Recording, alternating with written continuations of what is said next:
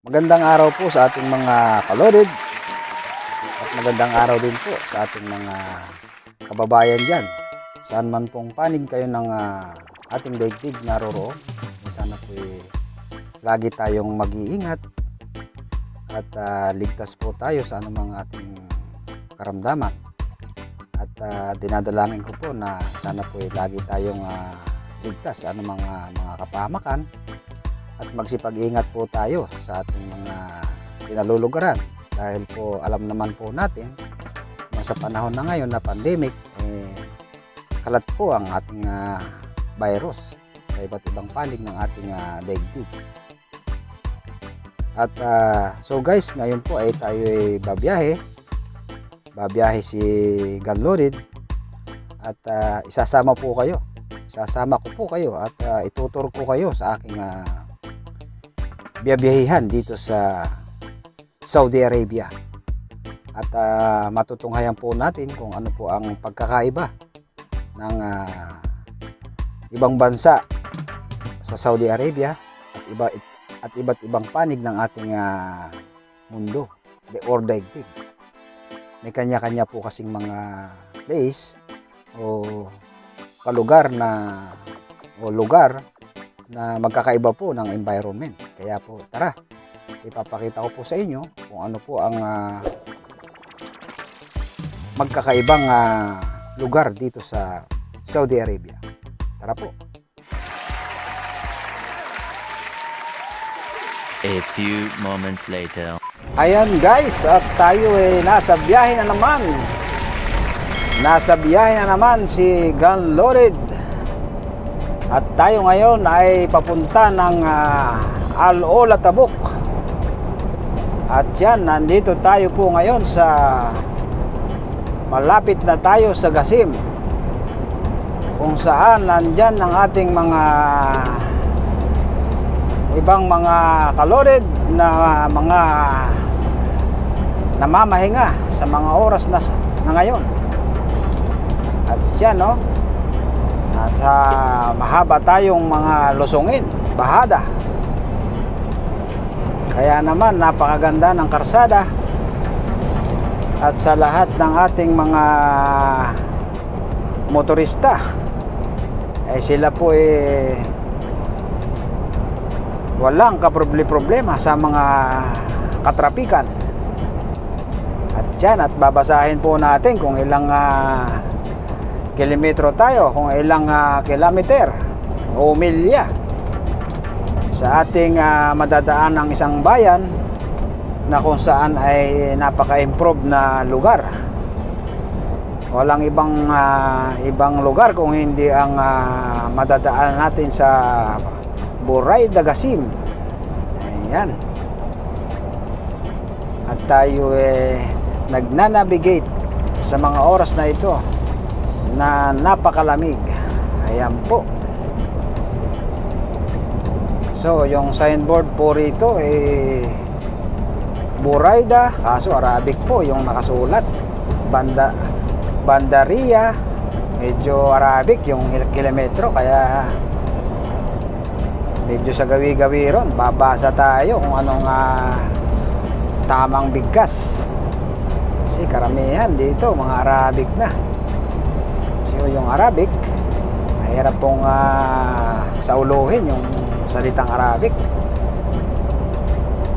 At yan, makikita natin yung mga karsada nila, napakagaganda. At yung pong kanilang mga lugar dito sa malapit sa Buraida. Ayan. Sulaiman Al-Raji, Buraida, Al-Jub, Hail, Unaysa. Ayan. Nasaan na kaya dito yung mga bilang ng mga kilometro?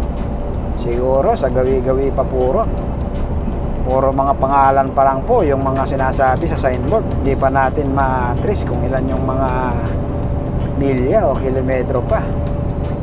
Ayan, may pakanan sa ilalim ng tulay. Isang papunta rin po yan ang city kung saan nasasakupan din po siya ng Buraida. Ayan. Tayo nandito ngayon sa kalagitnaan ng disyerto na kalabundukan. At napakaganda po ng kanilang mga farm dito. Kung nakikita po natin dyan sa gawing kanan, napakalawak po ng mga farming nila dyan. Gaya nga po ng nasabi ko na talagang kuwan sila. May tumatawag. Sino kaya ito? Masagot. Assalamualaikum, Jerry boy. Ano ga? Nasa Burayda na ako. 80-80. Ano bang takbo ninyo kasi? 80-80. Malayo pa tayo, kaya tayo mag 80-80. Medyo piga-pigain ninyo yan. Bukas pa ang diskarga, kailangan nakabearing na tayo ron dahil wala pa tayong pahinga. Tayo makapagluto ng medyo maayos-ayos. At yan mga kaibigan, nakikita pa po natin yung mga parking dyan sa gawing kanan na yan na medyo napakaganda at improvement po dito sa Burayda. Pero kung titingnan po natin, nasa kababaan siya ng disyerto. Kaya po napakaganda ng kanilang mga kwan dito, environment. Ayan, sige, matulog ka muna dyan kaibigan at ako'y tatakbo muna ng konti. Mag-iintabay na lang ako sa iyo sa gaweron, okay? At mag-80-80 lang tayo. At delikado ang mga kamera at pulis. Okay, sige. Okay, sige lang, walang problema. Itong aking kasama ay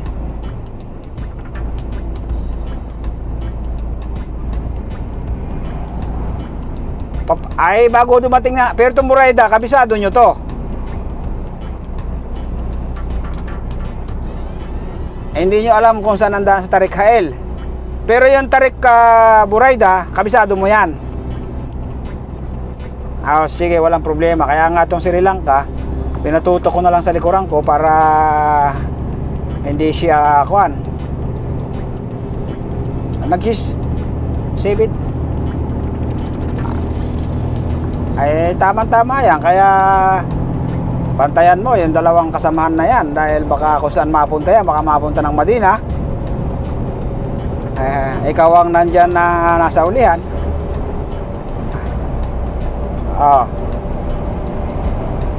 Pero itong exitan dito sa Burayda, kabisado mo papuntang Hael, di ba?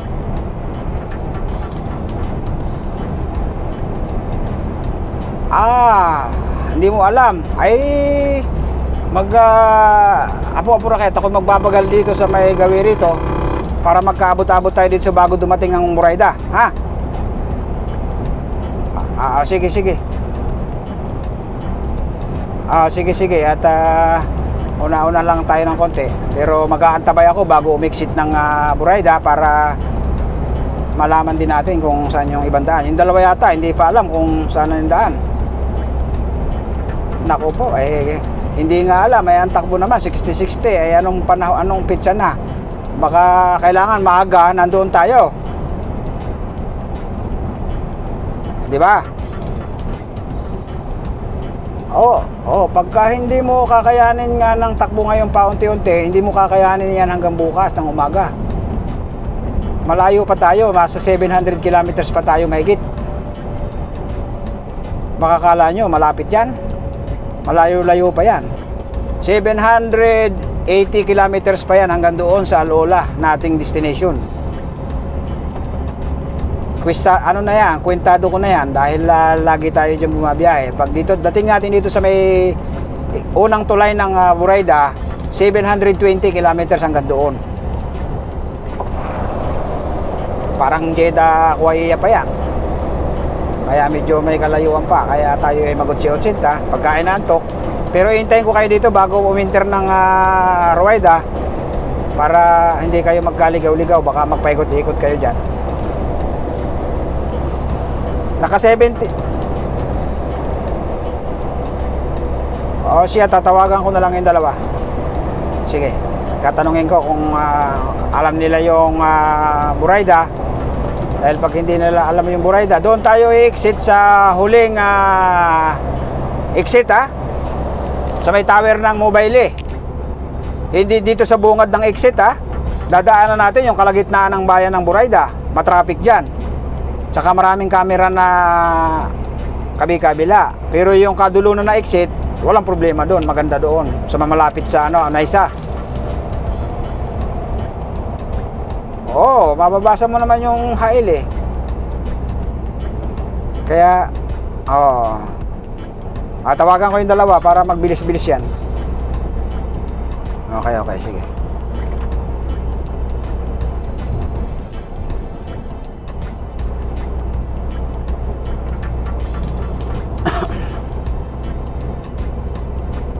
Ayan mga kaibigan, may mga parking kaya yung iba nagre-rest.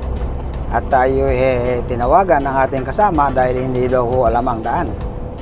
Ngayon tatawagan natin yung isa nating kasamaan na maghihintay na lang po pagdating ng Burayda.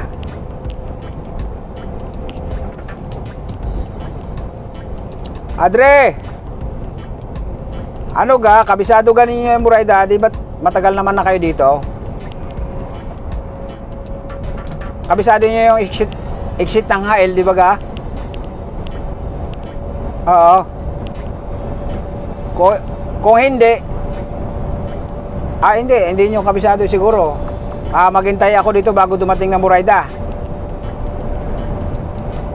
Sige. Sino? Hindi alam yan, kaya tumira na kayo ng tumira. Ako yung nagsi-770 lang para magkaabot-abot tayo. Kayo ay nagbabagal. 80 lang ang maximum ko, hindi man ako natulin. Para dapat magkakakumboy. Kasi pagdating natin ng Alaula, hinaharang lahat ng mga truck kasi bawal ang mga truck sa loob. Ngayon, tayo lang ang priority na makakapasok sa loob kasi karga natin sa Malik.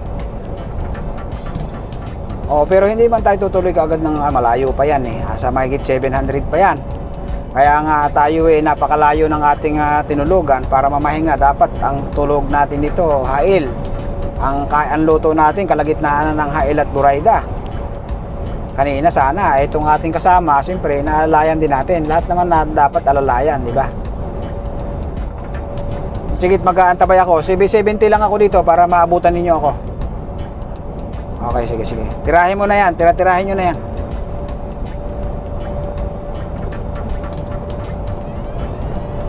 Ayun mga kaludid. At yung aking palang mga kasama ay hindi pala alam yung direksyon ng papunta ng aming biyahe dito sa papunta ng Alaula Tabuk. Ibig sabihin ako lang pala yung nakaalam, kaya pasalamat lang at ako pala ang nakasama nila sa biyahe. Actually guys, 5 truck po kami. Papunta kami ng palasyo sa Alaula at saka sa palasyo dito sa Sharma.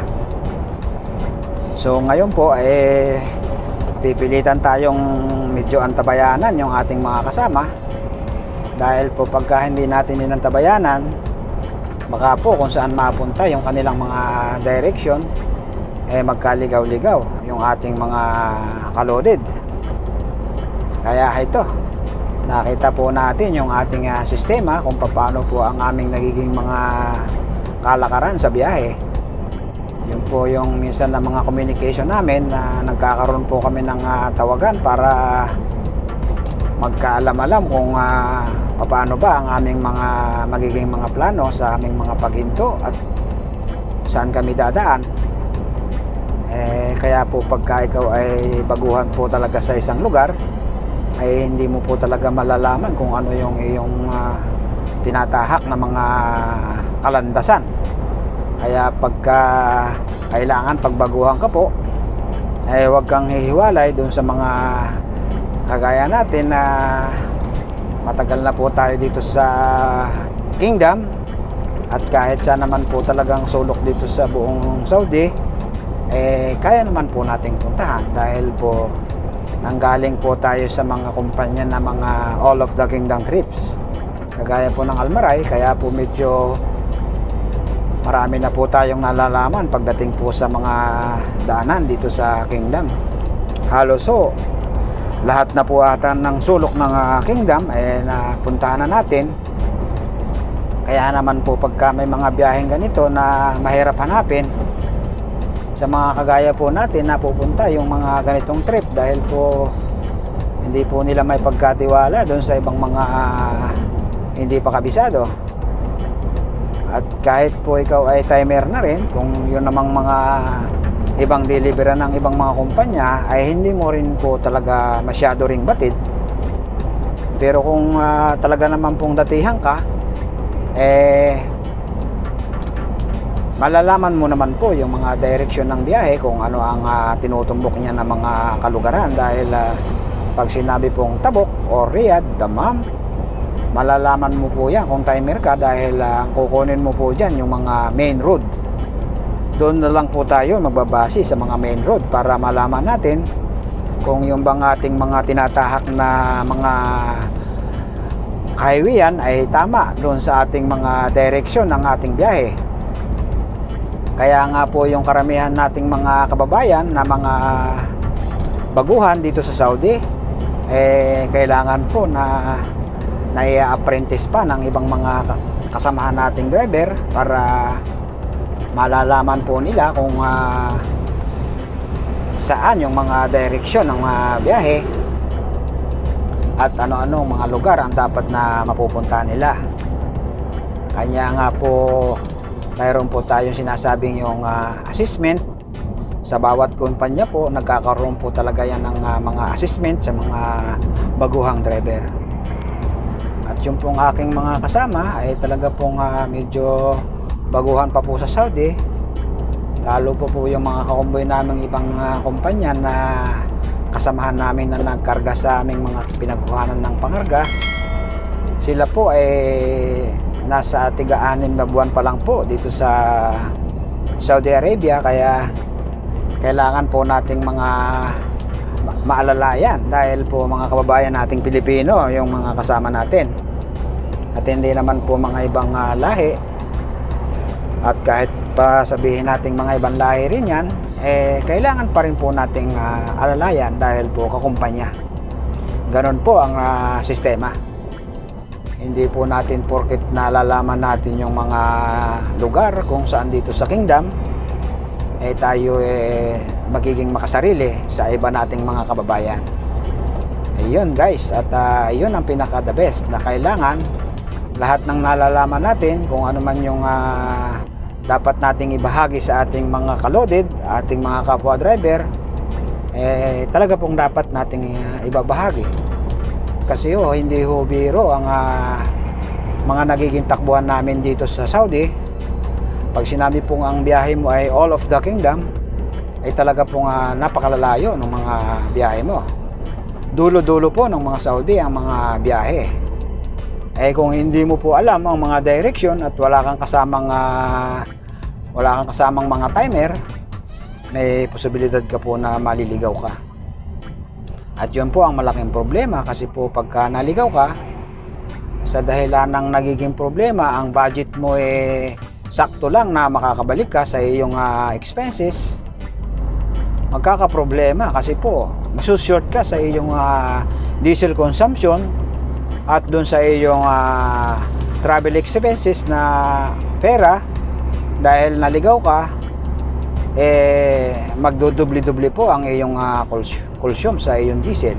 Masusort ka at nandoon na po yung marirescue ka ng kumpanya kung saan ka man naroroong mga lugar na ikaw ay naligaw.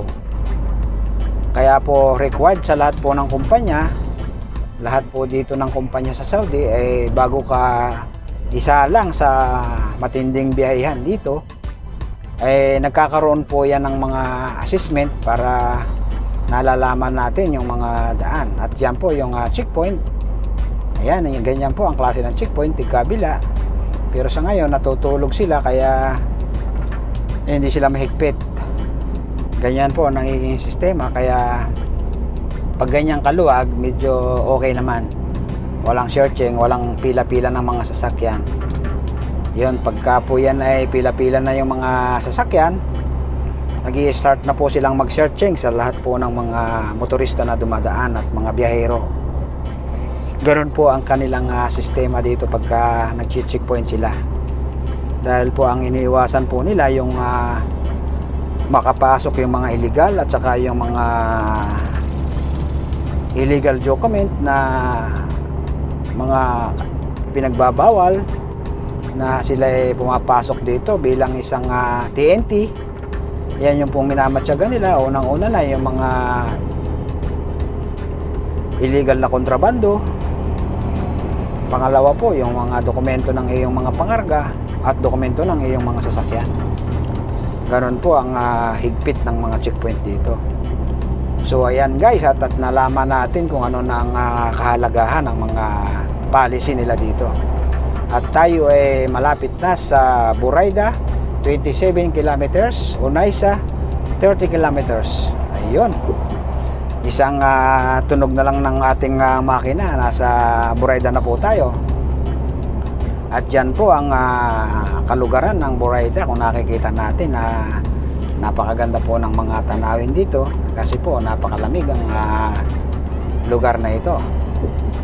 At dyan ang dinadayo ng mga karamihan ng mga tao, ng mga lokal na sa iba't ibang bahagi ng Saudi, sa iba't ibang bahagi ng kingdom, kung saan po yung magandang mga lugar. Yan po yung kanilang tinitrace ng mga lokal dito para kung feel nila sila ay magtatayo ng isang pamamahay o isang bahay, isang lugar at magustuhan nila, dyan po sila gumagawa ng kanilang pamamahay, sitwasyon ng kanilang buhay ay ganun lang po kasimple ang kanilang buhay dito. Dahil po dati sila po kasi napakahirap ng katayuan sa kanilang mga kalugaran dahil po sa sobrang init po ng kanilang mga kalugaran ay talaga pong sila naghahanap ng mga malalamig na lugar para maging maayos po yung kanilang mga pakiramdam. Ayan. At tayo tutok-tutok na lang muna dito at tayo baka madali ng ating kalabang mga pulis. Marami pong pulis na maya't maya ang mga daan dito sa malapit na sa Ruwaida. Sa Burayda. Sorry guys, Burayda po. Hindi po Ruwaida, Burayda. Napapagod na rin po si Gandodit. Kailangan na rin po na mag-rest tayo sa isang parking at medyo malayo-layo na rin po ang mga tinakbo natin kaya medyo na bubulol-bulol na po tayo. Ayan. At ito ang isang napakagandang parking. Nasa may gawing kaliwa natin. Nasa kataasan po siya ng bundok kaya ang lahat ng mga truckers nandyan sila dahil napakalakas po ng simoy ng lamig dito sa lugar na to. Kaya nakakapahinga po yung ating mga kababayang driver. Kaya dyan po sila pumaparking sa gawing kaliwa na yan. Ayan. At tayo po nasa 10 kilometers na lang po dito sa Burayda. At nandito po yung ating mga ibang kalodid. At dito rin natin nakikita yung kanilang mga kumpanya na nag-ooperate sa lugar na to. Sila po yung ating mga laging mga nakakasalamuha sa mga bawat mga parking at mga bawat stopover, mga destination. Kaya ang mga lugar po namin dito, kanya-kanya po kami ng mga base. May mga Jeddah base, Riyadh base, Burayda base, yan ang mga truckers. Ganyan po ang mga truckers dito sa Saudi. Sa lahat ng ating mga kababayan talaga pong napaka sisipag po na mangumpanya.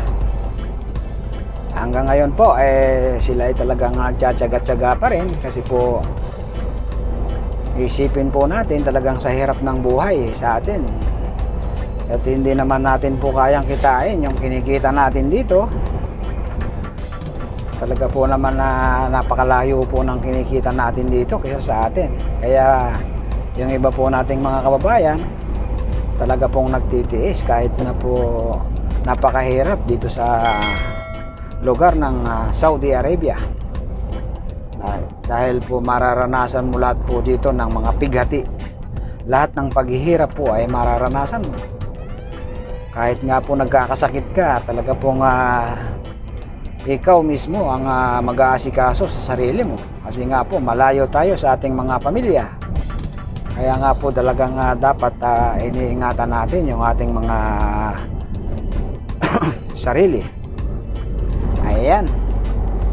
Andito na po tayo sa kung saan exit na po sa Buraida. Ayan. Nakikita po natin yung mga island na yan na may mga halaman. Ito na po yung start ng Buraida. Iyan ang Buraida. Buraida, Unaysa, at pagka tayo po umiksit sa kalagitnaan ng Buraida ay atin pong kukunin yung kadiretsuhan ng Hael. At tayo po ang direction natin ay papunta po tayo ng Al-Ola, Tabuk, Sharma. Dadaanan po natin ang Buraida at saka Hael. Buraida at saka Hael po. Ayan. Ayan o, sa paggawing kanan nakikita natin ang Gasim Cement. Ayan. Buraida Gasim Cement, pakanan. Yan po yung pakanan sa Buraida Gasim Cement. Yan yung unang exit dito sa Buraida na papasok po sa kabayanan din ng Buraida. Ayan. Nakikita po natin yung mismong kasitihan ng Buraida. Ayun po yung kasitihan ng Buraida. Medyo may kalayuan pa, mga 30 kilometers. Malaki rin po yung bayan na yan. Ayan. At tayo po didiretso. At kukunin po natin yung naaayon doon sa expressway na ating tatahakin. Kaya ayan. Yan, exit din po yan ng papunta ng Aljub, Hail, Al-Asisya. Ayan, exit din niya. Pero lalampasan po natin yan dahil po napaka-traffic po ng kabayanan na yan. Kukunin po natin yung huling exit ng papunta ng Hail. Dito tayo sa kalagitnaan ng Buraida Gasim. Shout out sa iyo, Kanono. Kumusta ka dyan sa Buraida? At kung tayo lang may mga oras ay magchat-chay muna tayo dyan sa isang tabi-tabi dyan para magkita naman tayo paminsan-minsan para mas mamonetize ka pagka nakita mo si Gun Loaded. Ayan, nakikita natin yung lugar dito sa Buraida, kung saan yung lugar ng ating kaibigan si Sir Nono na dito siya nagtatrabaho. Ayan, napakaganda po nung lugar ni Sir Nono dito sa Buraida Gasim. Ayan po ang lugar ni Sir Nono dito sa Buraida Gasim. Napakalamig po ng klima ngayon dito sa Gasim. Kaya siguro kaya namumula yung kutis ni Sir Nono dahil po napakaganda ng klima dito sa Gasim. Ayan. Nagkukutis sibuyas si Sir Nono dahil po sa kulay ng kulay niya, namumula-mula dahil po sa climate dito na para ka pong nasa Europe. Ayan. Kaya pala gumagawa po ka, Sir Nono, dahil napakaganda pala ng iyong kalugaran dito sa Gasim.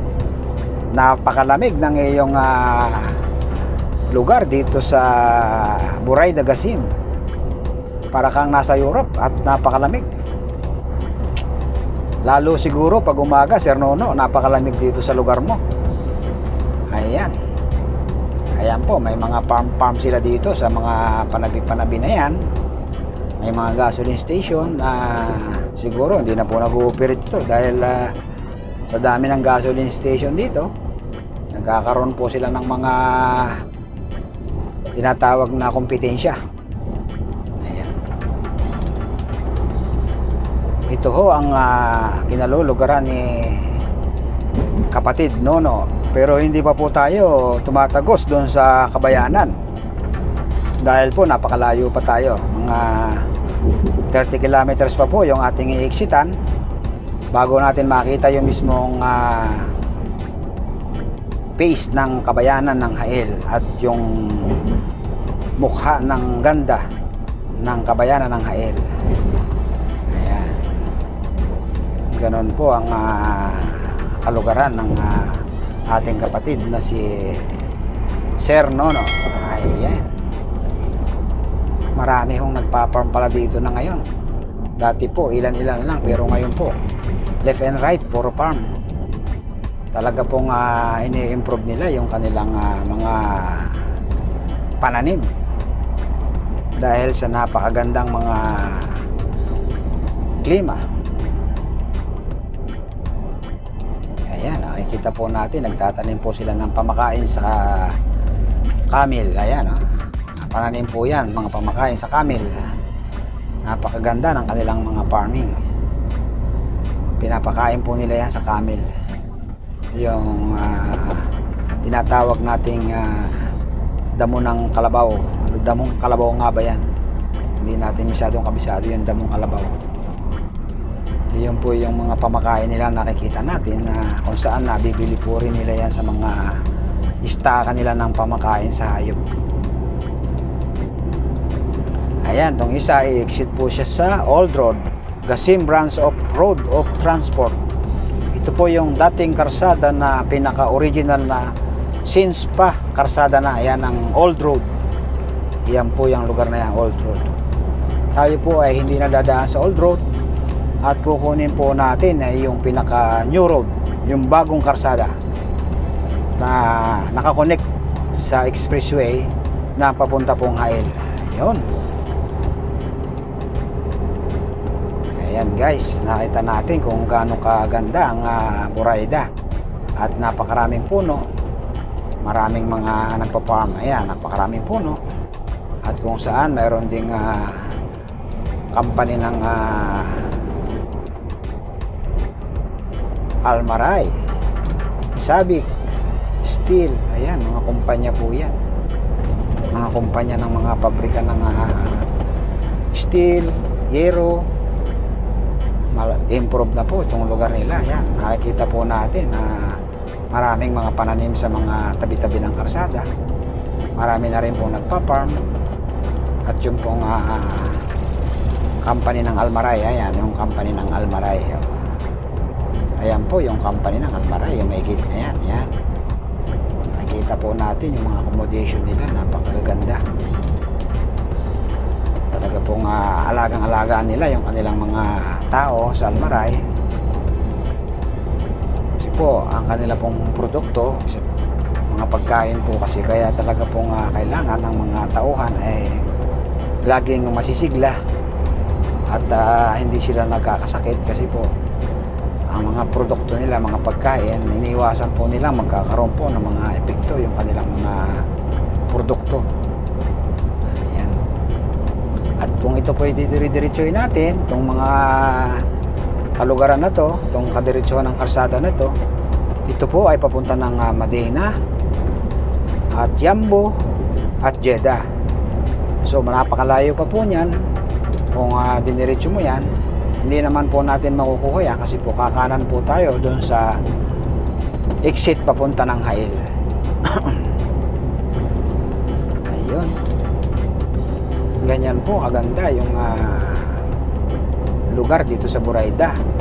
Kaya po lumalamig dahil po napakarami po nilang mga taniman, napakarami nilang mga farm. Kaya po yung klima dito talaga pong pag ganitong mga buwan hindi nagbabago. Kasi marami talaga pong mga rich man people dito sa lugar na to. Kasi may mga mine po dito ng mga gold, mine ng mga Aramco, mga langis. Kaya ang mga tao po rito, mga rich. Kaya po yung mga farm na yan, ako po, pagka ikaw po ay mayroong isang farm dito sa kingdom na kagaya ng mga farm na ganyan, ikaw po ay nabibilang sa mga sheikh, rich man. Ganun po dito sa Saudi. Kasi po sa isang farm po, napakalaki po ng nagagastos dito ng isang farm. Kasi po ang kakailanganin niyan malaking deep well, yung mga tubig kung saan kailangan po magtayo ka ng isang deep well. Yung pong isang deep well, napakalaki po na nagagastos niyan, milyong riyal. Ay yung maintenance pa lang po talagang napakagastos po pagka ikaw ay nagkaroon ng isang farm dito sa Saudi. Mga lokal lang po ang may authorized na magkaroon po sila ng mga farm, kasi po yan po ang batas nila dito na ipinatutupad. Tanging lokal lang po ang may karapatan na gumamit ng kanilang mga land. Hindi po kagaya sa atin na kahit po ibang lahi ka, kung ikaw ay nakabili sa atin ng isang properties, willing mo na pong magawang farm o ano man ang gustuhin mo dun sa iyong nabiling properties. Dito po hindi pwede, kailangan po lokal lang. Kaya ganun po kahigpit yung kanilang bansa. Hindi kagaya po sa mga lugar na kung saan tayo na napakaluwag po ng ating bansa. Ayan, malapit na po tayong umiksit ng Hail. Kaya medyo aalalay lang tayo ng konti dahil yung ating ibang mga kasamahan hindi pa po nakakaabot. Hindi ko alam kung ano nang nangyayari sa nasa kanilang takbo dahil napakalayo pa nila. Kailangan po natin silang antabayanan. Medyo mag-aantabay po tayo sa may gawiro ng konti. Kasi po hindi natin pwedeng iiwan yung ating mga kasamahan. Baka po hindi nila makuha yung iiksitan. Mawawala naman sila. Ayan. Ito ho ang bayan ng Buraida, para pong probinsya dito sa lugar na to. Lahat po ng tao may mga farm. Kaya mga karsada po nila napakaganda. Wala ka pong makita na mga nagtatayong mga illegal construction, illegal ano dyan kagaya sa atin, mga squatter. At yung po ay bawal na bawal dito, yung mga squatter na yan. Bawal kang magkalat ng basura. Nakita po natin yung mga kapaligid niya. Napakalinis po ng kapaligiran ng mga karsada nila. Kaya ganyan po sila kasipag dito na magbayad sa mga trabahador para maglinis ng kanilang mga lansangan. Ito, lapit na tayo sa ating exit point. At ito na po yung sinasabi na papunta ng expressway na papunta ng Hail. Ayan, nababasa na po natin yung Aljub Hail. Kaya po magpa-flasher po tayo at lilinya po tayo sa kanan para kunin po natin yung exit ng Hail, Buraida West, Uyun Aljiwa. Ayun, yun po yung exitan na pinakamalapit at pinakapabor na daan na walang masyadong traffic, kasi ho karugtong siya ng expressway. Ayan.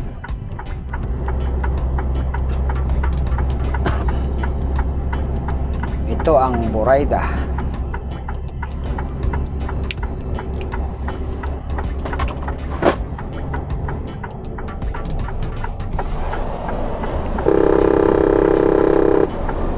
Nagagalit siya. Minamali mo kasi gunloaded yung ating linya. Ayan. So guys, at maghihintay tayo sa ating mga kaloded, katropa, at na medyo naantala sila sa bandang hulihan. At kailangan na mahintay po natin yung ating mga tropa.